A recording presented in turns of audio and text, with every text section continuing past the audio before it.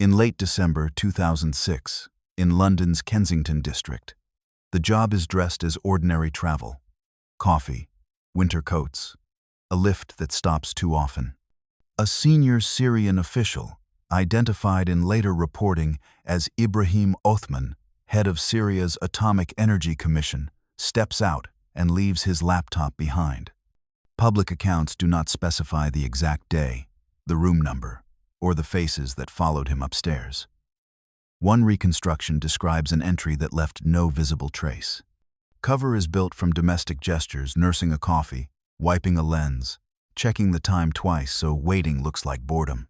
Inside the machine are photographs and plans that will reframe a desert construction site as a nuclear question. Outside, the corridor stays quiet. The official returns, the lid closes, and nothing in his routine looks broken. Elsewhere, a file opens that will not close cleanly again. The proof will be persuasive, but silence will have a price. By early 2006, analysts inside Israel's security establishment were tracking Syria the way institutions track any long-running problem. Patterns, procurement, travel, the dull repetition of small anomalies that refuse to become a story. A construction signature appeared in imagery in eastern Syria, remote, deliberate, and difficult to explain as an ordinary military building. The suspected site sat in the Deir ez-Zor region, near the Euphrates River. In later United States materials released after the strike, officials would describe a square, windowless structure with characteristics they argued were consistent with a reactor building. But at this stage, the claim remained contested inside the system and undefined in public. The problem with early warning is that it arrives without certainty. One set of analysts sees a decoy. Another sees a warehouse. Another sees something that resembles a reactor building because they have spent careers looking at reactors. The system demands restraint. If you escalate a suspicion into policy too early, you risk war for an interpretation. Yet restraint has a shadow. If the suspicion is right and you wait, you risk something worse. In Jerusalem, Prime Minister Ehud Olmert inherited a doctrine shaped by precedent.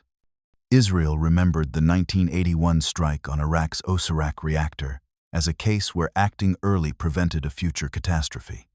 It also remembered the diplomatic cost of acting without international permission. Osirak hung over the Syrian case like a lesson and a warning. Act too late, and you face a different kind of disaster. Act too early, and you may not be forgiven. The cover, in this first phase, was bureaucratic normality. Meetings looked like meetings. Memos looked like memos. Requests for additional imagery looked like routine tasking. The most important deception in intelligence work is often not false identity abroad, but the ability to keep extraordinary intent hidden inside ordinary procedure. A document can carry an existential fear without ever using the word. Files were opened, closed, and reopened until time itself felt like a weapon. This is not poetic. It is how institutions prepare to do what they will later deny. No action followed yet, because the system was still trying to earn the right to act. In the meantime, the construction continued. Time moved in the desert whether the analysts agreed or not. In eastern Syria, the suspected site known in open reporting as Al-Kibar, and referred to in later IAEA documents as Deir al-Zur, sat far enough from Damascus to feel disposable and close enough to the Euphrates to be serviced without explaining itself. Later, international briefings would emphasize that the facility appeared to be a gas-cooled, graphite-moderated reactor design associated with plutonium production rather than power generation. Syria later denied the allegation and described the target as a conventional military installation. A covert nuclear project is, by necessity, an exercise in disguise. Concrete can be poured under the cover of ordinary construction. Specialized components can be ordered through intermediaries. A site can be camouflaged with the aesthetics of nothing. No signage. No visitors who look like visitors. No civilian purpose that would explain why the building exists at all. The simplest camouflage is isolation. Isolation, however, creates its own anomalies. A remote building still needs roads. It still needs water access and logistics. It needs security, and security needs habits. Habits create patterns. Patterns create questions. Even without naming specific equipment or transport methods, the core truth is stable. Clandestine programs leave footprints because they must interact with the physical world. Bashar al-Assad, Syria's president, presided over a state that was trying to shape deterrence and survival in a region where regime security was existential. Ibrahim Othman, the director of Syria's atomic energy body in multiple accounts, embodied the bureaucratic face of the program, a man whose job was paperwork, travel, and technical management, not slogans. Between them sat a basic political logic. If a program is real, it exists because leadership permits it. If it is covert, it exists because leadership fears consequences. Israel's intelligence problem was that the target was not only a building, it was a narrative contest. A strike on an actual reactor would be framed by Israel as prevention and by Syria as aggression. A strike on a non-reactor would be catastrophe for Israeli credibility. In either scenario, the public story became part of the operational environment. The building's blankness was its message. The site remained quiet in the record because that was what the site was designed to be. But a quiet site did not mean a quiet threat. The next movement of the story followed the thread that was hardest to camouflage. Travel. Public reconstructions differ on precise timing and setting, and the record must be honest about that. One cluster of reporting places the pivotal access in London in late 2006. In the Kensington district, when a senior Syrian official left his laptop unattended in a hotel room and Israeli operatives exploited the opening. Another widely cited account places the decisive entry in Vienna in early March 2007, during travel connected to IAEA-related meetings, with a rapid extraction of computer material while the official was out. The method is not glamorous. It is surveillance and patience.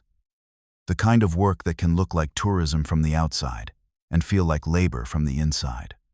A surveillance team lives on small acts, buying the right newspaper, ordering the right drink, walking at the same pace as strangers, never staring too long at what matters.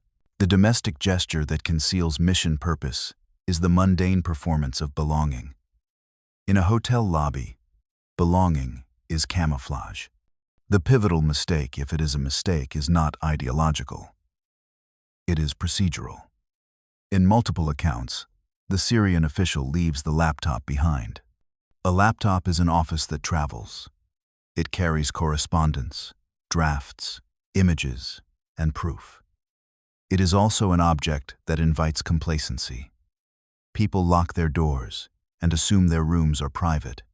States build programs and assume their paperwork is safe. The operation's success depends on two contradictory requirements: to touch the evidence and to leave no visible trace of contact. Public reporting is explicit about the intent to avoid disturbance. The phrase that recurs in reconstructions, "left without a trace," is not a compliment. It is a reminder that in modern intelligence work, the most significant intrusion is the one the victim cannot prove. If the story ended here, it would be a theft without consequence. But the theft is only meaningful because it produces proof images and plans that make inference unnecessary. The official continues his trip. The hotel staff continues their routines. The city continues to be itself. Somewhere else, a secure room receives a copy of a hard drive, and the internal argument ends. When the laptop lid closes, the corridor returns to silence. But a silent corridor is not the same as an innocent one. The copied file would be opened by the people who had to decide what the evidence meant. By early 2007, the copied material reached Israeli analysis channels, and the case moved from suspicion to an urgent claim. Press accounts describe a trove that includes construction plans, correspondence, and hundreds of photographs, some of them showing the facility at Al-Kibar in various stages of construction. and some allegedly showing interior features that analysts interpreted as consistent with a reactor design. One major journalistic reconstruction describes operatives accessing the Syrian official's computer rapidly and leaving without detectable disturbance. The target's world, in this chapter, was not yet the desert building. It was the bureaucratic life that sustained it. Ibrahim Othman appears in the record as the face of Syria's atomic effort in multiple press accounts. His travel itself was a clue. A man with nuclear responsibilities attends meetings, visits embassies, carries a laptop like any other official, and assumes the routines of diplomacy protect him. The protective shell of normal became the vulnerability. Several reports emphasize one photograph in particular. Othman standing with a North Korean nuclear official, identified in reporting as Chon Chibu. The identification and the meaning attached to it are journalistic reconstructions rather than official admissions, but they matter because they show how intelligence systems interpret symbols. A photograph is not a reactor. It is a link, a human bridge between two programs. Inside Israeli decision channels, the files transformed the case into a narrative that could be acted upon. North Korean assistance, a design resembling Yongbyon, and a site that appeared to have no civilian purpose.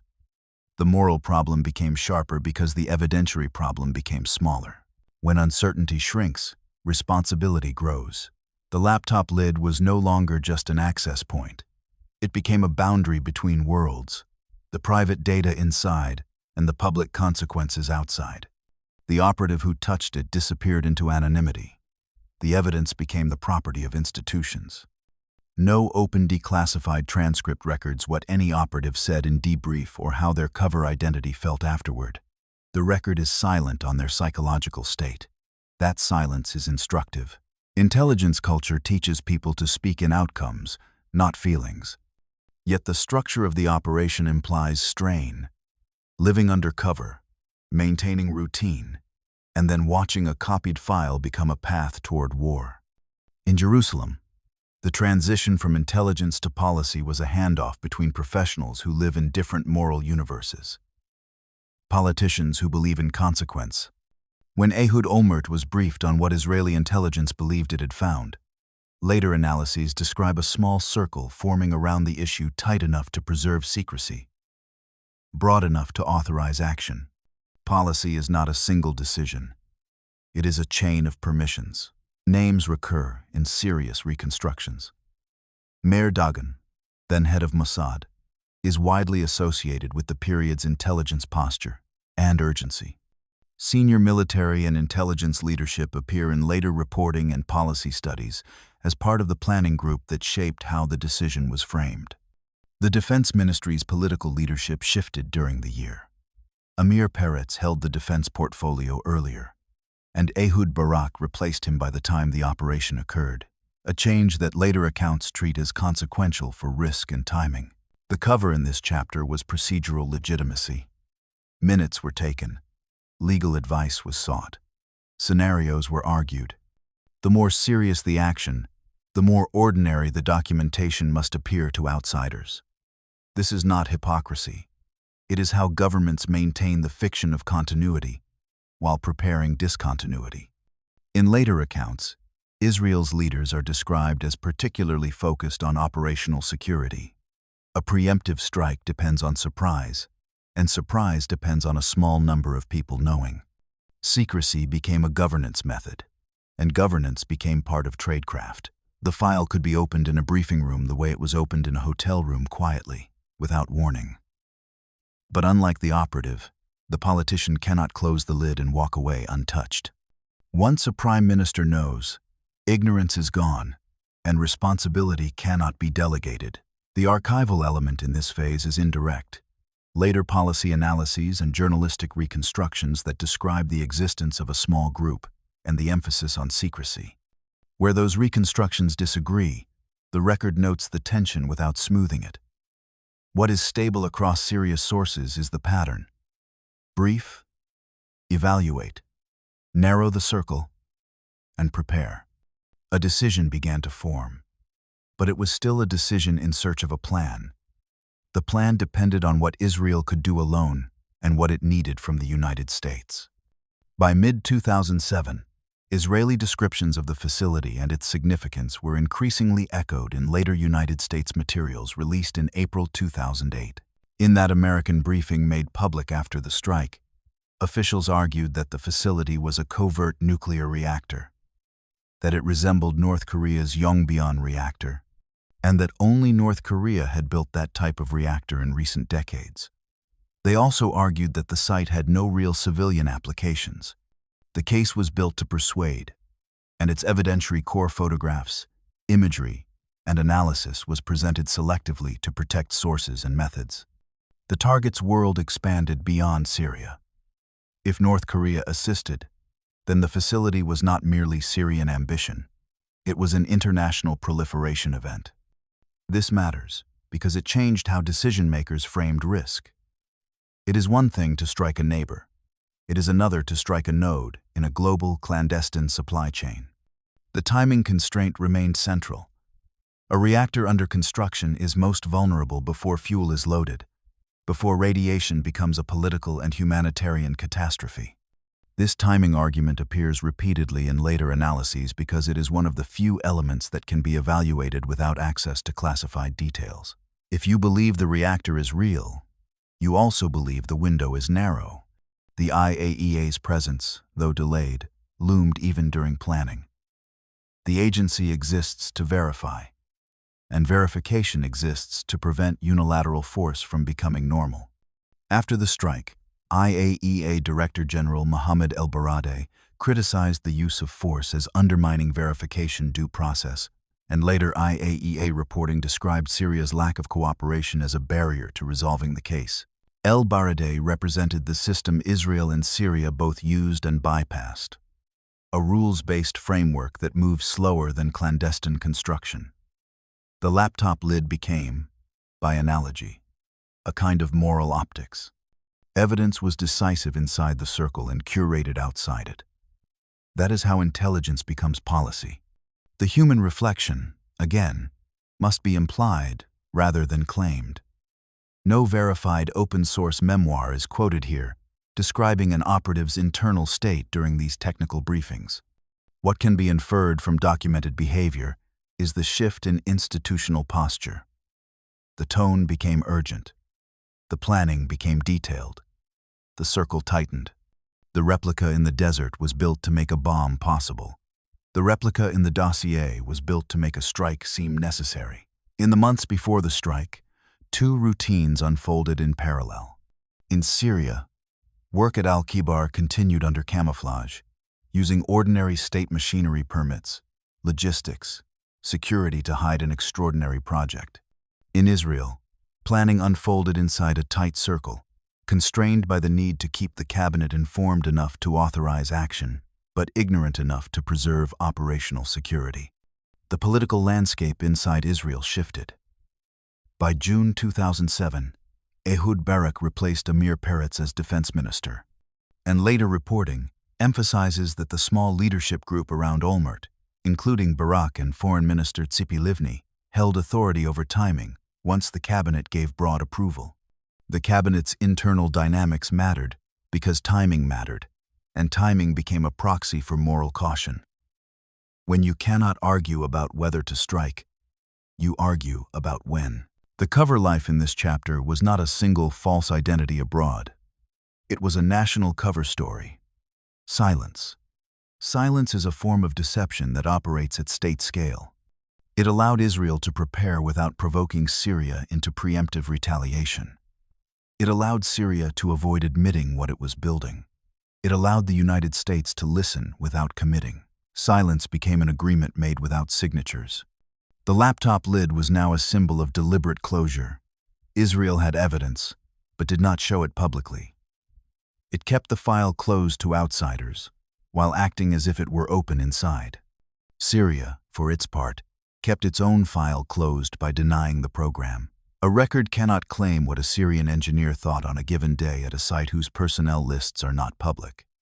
It cannot claim what an Israeli operative felt while living under cover. It can, however, place the observer in a documented tension. Both sides were living inside plausible deniability. The remaining question became operational. how to destroy the facility without triggering a war neither side wanted, and how to do so in a way that left Syria room to pretend nothing nuclear was hit. A strike date was not announced to the public, and even within the narrative it remained, by design, a thing that existed in calendars few people could see. But the calendar was already choosing. By the summer of 2007, Jerusalem and Washington were connected by a problem they did not want to name in public. In later reconstructions and policy analyses, Israel shared intelligence with the United States and sought either joint action or at least political understanding for unilateral action. The United States response, as described in multiple accounts, was cautious. American officials were weighing a possible proliferation case against the shadow of Iraq's weapons of mass destruction failure, aware that intelligence can be compelling and still be wrong. The documented individuals in this chapter are senior and distant. President George W. Bush, CIA Director Michael Hayden, and national security officials who appear in later reporting as participants in deliberations. Public sources do not preserve every detail, and the record does not invent lines of dialogue. What is stable is the outcome implied by subsequent events. Israel proceeded with its strike, and the United States later released an intelligence briefing in April 2008, framing the destroyed facility as a covert reactor with North Korean involvement. For Israel's leadership, Washington's hesitation became its own operational constraint. If the United States would not strike, Israel had to decide whether to act alone. Yet acting alone carried diplomatic risk. The solution was a form of stealth diplomacy, to keep the United States informed enough not to be surprised, while not forcing it into a public position before the operation was complete. An operation that began with a small intrusion into a hotel room now sat on the desks of presidents and directors. The operative disappeared, replaced by briefers, lawyers, and planners. This transition was itself a kind of moral dislocation. The hands that touched the evidence were no longer the hands that decided its use. The sensory anchors of this chapter are institutional rather than cinematic. Secure phones, folders, conference rooms where the air conditioning hum was louder than the words spoken. A state's most consequential decisions are often made in rooms that look like any other office. A folder opened and closed, a slide advanced, a classified annex placed face down when someone entered the room who should not see it. Opening and closing became the rhythm of authority. The United States could hesitate without physical consequence. Israel, if it believed the threat was real, could not. By the evening of September 5, 2007, in Jerusalem, Prime Minister Ehud Olmert and Defense Minister Ehud Barak figure in accounts of the final approvals for what would remain an unacknowledged operation for years. On the night of September 5th, into the early hours of September 6th, 2007, the abstract debate became a physical route. Aircraft preparing to cross borders, crews revisiting checklists, commanders measuring time in minutes rather than weeks. Official Israeli material released years later confirms the basic facts. The Israeli Air Force struck the site and destroyed it in a secret operation. The publicly released material does not detail every method, and the record respects that boundary. The target's location near the Euphrates in the Deir ez-Zor region created the operational geometry, distance, radar coverage, the need for coordination without leaks. What can be stated without guessing is limited but meaningful. Aircraft crossed into Syrian airspace, munitions were delivered, the structure was destroyed, and the force returned. Public reporting contains claims about electronic warfare and deception against air defenses, as well as claims about ground teams involved in target confirmation. Official Israeli releases, even after declassification, are restrained about such methods. The contested details remain claims, rather than established facts, unless confirmed by official sources. The sensory anchors in this chapter are mechanical and universal rather than specific.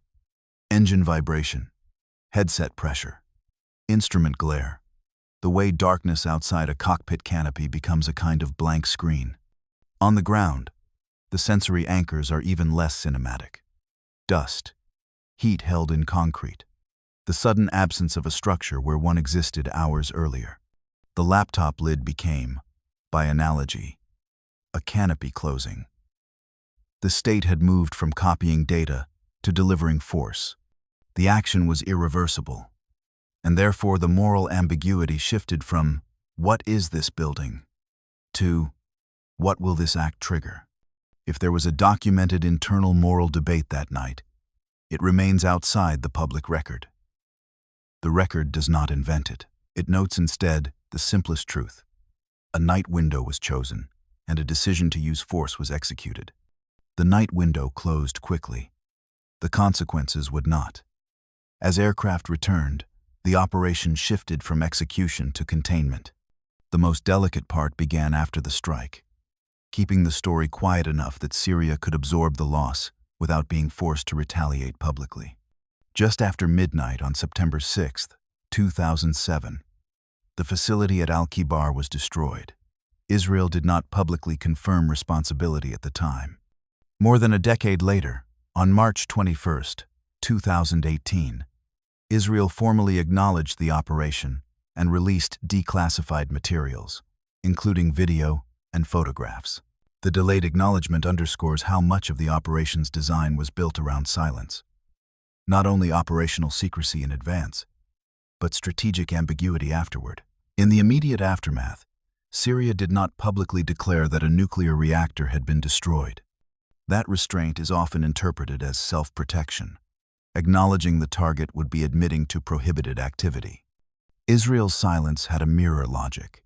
Acknowledging the strike would be admitting to a preemptive attack that could trigger condemnation or escalation. The archival element of this chapter is paradoxical. Declassified video that proves action while preserving method. The material shows the operation happened, but not everything about how it was enabled. Those omissions are not flaws in the record. They are part of the record's purpose. Intelligence operations are designed to prevent future adversaries from learning too much from past successes. The human cost is not visible in the released imagery. You cannot see the monotony that preceded a night window or the administrative discipline required to keep a secret inside a democracy. You cannot see the intelligence analysts who must now live with the knowledge that a copied hard drive became a strike order. You can see only absence, a structure that existed and then did not. Somewhere, the laptop that once held the blueprints was still a laptop. Its lid still opened and closed. The data was copied, acted upon, and then reburied under state silence. The ordinariness of the object becomes part of the moral discomfort, a world-altering decision hinged on a device that looks like any other. In later official framing, the mission prevented a reactor from going operational. That claim is the operation's moral spine. Prevention rather than punishment. Yet prevention is morally complicated when it is pursued through unilateral force. A strike can end a building in minutes. It cannot end the questions it creates. Both sides now began the work of erasure and the work of denial. By late September and October 2007, commercial satellite imagery and press reporting focused on what happens after covert strikes. Cleanup, bulldozing, rebuilding. The act of erasure became a second operation, conducted by Syria in plain sight. Debris was removed. The site was reshaped. The speed of cleanup was treated as suspicious in subsequent verification discussions, because altering a site can destroy forensic evidence, even when the original activity was benign. The record does not need to invent scene detail to convey the truth of this phase. It is documented in timelines and images, what existed before, what existed after, and how quickly the landscape changed. The IAEA would later note the difficulty of verification when physical evidence is disturbed and when access and information are restricted. Verification became a forensic exercise in a place already altered by violence and reconstruction. Public messaging also became a tool. Syria's officials denied nuclear activity and framed allegations as propaganda. In contemporary press coverage, Syria's ambassador to the United Kingdom, Sami Kiyami, dismissed the claims and explicitly invoked the memory of Iraq's false weapons of mass destruction narrative. as a reason for skepticism. The argument was not technical, it was political. The past became a shield for the present. Israel's messaging strategy was silence, with occasional hints. Later reporting describes the government carefully avoiding direct admission while allowing enough ambiguity to sustain deterrence. In this period, Israeli leaders also navigated regional sensitivities, including Turkey's concerns about airspace. Even apologies were phrased as hypotheticals. Language became a kind of operational discipline. The recurring motif was now negative space. Lids closed, files sealed. Public discourse denied the ability to settle. The result was a strange stability. A covert strike had occurred, and yet the region did not erupt into open war, partly because neither side wanted to name what happened. When states succeed at maintaining silence after major acts, they learn to treat secrecy as a normal tool of governance. That tool does not stay confined to one case. It becomes a reflex, and reflexes shape future decisions. The strike erased a building. The cleanup tried to erase evidence, but neither erased consequence. The story now entered the arena where institutions attempted to reconstruct truth slowly, under political pressure, long after the night window had closed. In late April 2008, the United States released an intelligence briefing describing Syria's covert nuclear reactor and North Korea's involvement. The briefing argued that the destroyed facility resembled North Korea's Yongbyon reactor and had no real civilian applications. It was the first major official Western articulation of the case, and it was structured like a dossier. Imagery, interior photos, narrative logic. It was also structured like a warning. This is what clandestine cooperation looks like, and this is what it forced Israel to do. The IAEA reacted in its own institutional language. The agency acknowledged receipt of United States information and criticized the unilateral use of force as undermining verification due process, while confirming the agency would investigate. In 2008, inspectors visited Syria. Over subsequent years, the agency published reports describing what it found, what it could not verify, and what it believed Syria had not disclosed. By February 2011, the IAEA's reporting detailed the agency's assessment and the limitations imposed by Syria's cooperation. By June 2011, the IAEA Board of Governors declared Syria in non-compliance with its safeguards obligations and reported the matter onward. The mismatch between operational speed and institutional time became a moral fact. The strike happened in a single night window. Verification unfolded over years. In that gap, narratives hardened. Israel argued prevention. Syria argued violation, and international observers argued over precedent. A precedent does not require universal agreement. It requires an example that others can cite. The file was open to the world, but only partially. What was released was curated to persuade without exposing sources and methods. Even the briefing was an artifact of intelligence culture.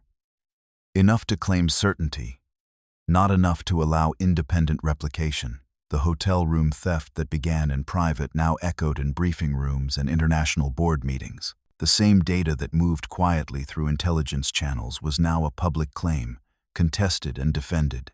If the record had ended with the United States briefing, the story might have become a settled narrative in Western capitals. It did not. The record continued, slow and unresolved, until silence itself became a political choice. By June 2011, the IAEA's process reached a formal judgment. The board declared Syria in non-compliance and reported the case onward. While Syria continued to deny the reactor allegation and restrict cooperation, the IAEA's language remained cautious and technical. It spoke in probabilities and findings, not in moral declarations. This caution is part of what makes the agency credible, and part of what makes it frustrating to states that want quick answers. For years, Israel maintained a posture of non-admission. That posture was not simply legal, it was strategic. Silence protected sources and methods, preserved deterrence, ambiguity, and avoided forcing Syria into a corner where retaliation became politically necessary. The operation's success, in this logic, included the quality of the silence afterward. Then, on March 21, 2018, Israel formally acknowledged the 2007 strike and released declassified materials. The admission functioned not only as history but as message. A declaration that Israel will act against perceived existential threats even without public permission. As of the mid-2020s, the IAEA's file remains contested and incomplete in public, and periodic reporting continues to reference unresolved questions about verification and site access. The record, even now, is still trying to finish what the night window began. The psychological thread ends where it began, with an ordinary object and an extraordinary consequence. Somewhere in the chain of evidence, whether in London's Kensington or Vienna in the orbit of the IAEA, a laptop was opened and copied. Public sources cannot name the operatives. They cannot describe their return flights or the habits that helped them maintain cover afterward. The record preserves what states preserve: outcomes, claims, and carefully bounded admissions. Moral closure is therefore impossible in the usual sense. Was it justice, preemption, necessity, or manipulation? A strike can be simultaneously a prevention of proliferation and a violation of sovereignty. A clandestine reactor can be simultaneously a real threat and a political narrative tool for those who oppose it. The operation's moral meaning depends on which risk you fear more: the risk of letting clandestine proliferation succeed, or the risk of normalizing unilateral force as routine policy. Imagine a hotel room desk with no name attached to it, years later, in a renovated building where nothing about the decor remembers the night. A laptop, any laptop, sits closed. Its lid clicks softly when shut. The same kind of click that a file makes when a government decides the public will never see everything. The corridor outside is quiet. The silence is intact. The cost is not.